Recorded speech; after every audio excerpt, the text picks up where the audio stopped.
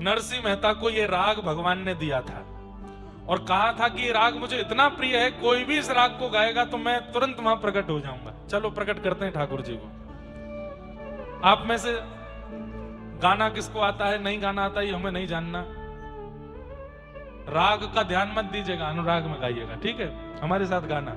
और महाराष्ट्र में, गुजरात में और साउथ के लोग तो गाते अच्छा ही हैं, ताल वाल में तो गा ही लेते हैं, लेकिन गाइएगा मेरे साथ। हाँ, राग केदार है लेकिन पद हमारी बात से संबंधित है कि संसार मिथ्या है। सूरदास जी कह रहे हैं, मन पंछी उड़ जई है जा दिन, मन पंछी उड़ जई है,